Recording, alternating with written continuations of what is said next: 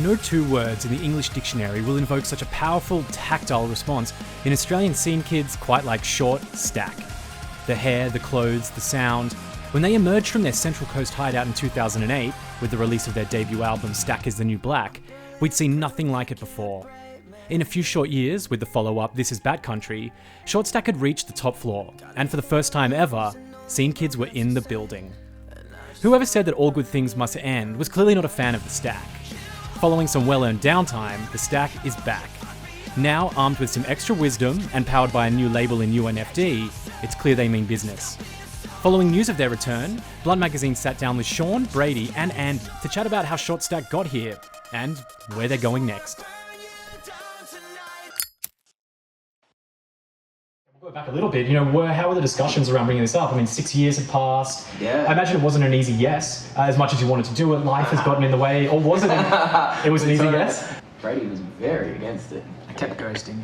Oh, He really no. did, yeah. So, and then we got back together, and I think the way I pitched it, I was like, Brady, we'll just play one show. And he's like, all right, we'll play one show. And I'm like, no, we'll just do one tour, but we won't record any music. And he's like, okay, we'll do one tour, recording music. I'm like, well, if we're doing a tour, we may as well record a song. So You really did weasel your way back in. So you gaslit him back into the band. And I'm like, oh, man, studio, we're doing one song, we may as well do an EP. He's like, I guess we're doing an EP. Well, we got half an album, we may as well do half an album. So now we're doing an album. So what's it like now being Short Stack in 2021? Is it a head trip in how different it is, or is it a head trip in how similar it actually is? So we didn't write music in like 5 or 6 years, so we kind of sort of had to learn how to write a song again, if that kind of makes sense. Like we had to develop a whole new process. Feels like a new band, hey? It feels like we're 16 again, because we are making the songs on my computer in our office, and then like we just obsess over it, Yeah. with little samples and I can say I feel old.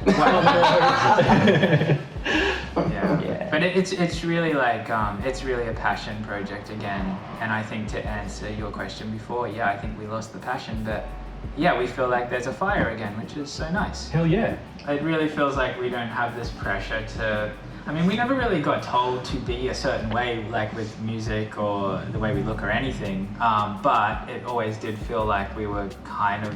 Have to have a hit Yeah. single on the radio. Yeah. And that was a constant chasing to try and get a single on the radio. Right. And we'd always have those heavier songs in the album, but they were never really at the forefront, whereas now we've kind of led with the complete opposite this time. Yeah, And it feels good. we did this song, I think the Burn You Down, which is a single now, it's like the last song we wrote. Wow. We're like, fucking cool, but this was like the first thing people heard. And I was like, yeah, we're back. Tell me about Burn You Down. You're really going for it. Is there a you? Who is the you? Yeah. It's so weird talking about songs you write, it's such a positive thing. Hey, welcome back to media, baby. It's just the. Yeah. He doesn't want to answer it, I does he? don't know. I don't know. I think it's just feeling being young, being a little bit angry. Not that we're that young. But just my frustrations with the world. You're gonna get all deep and it's about societal unrest. It's just about overcooking my dinner. Getting a little bit frustrated, like being young. And when you're young, you kind of feel like vulnerable and a little bit unbreakable at the same time. So just like that. And the song has like really soft, pretty elements we really wanted to, and then really heavy elements as well. Sure. So it's like it's that architect's template. When I first approached to writing it, we knew we were going to go in the studio, I really wanted to do like a Blink pop punk album. Yeah. So like 1 or 2 of the songs are kind of like that as well. And then there's some songs which sound like real old school Short Stack as well.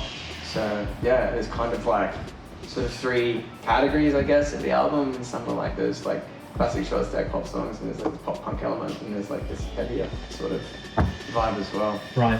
And so you mentioned how much the industry's changed. What excites you about it now? What are some of the potentials and the possibilities that are there now that weren't there back in the day that you see and you're kind of like, well, fuck yeah, this is fun? Are there any of those little things which are new additions? I think there's definitely less barriers. The barrier for entry is so small. You can get a hit on TikTok now and crush it out of the blue. Like, how many Aussie artists are doing that?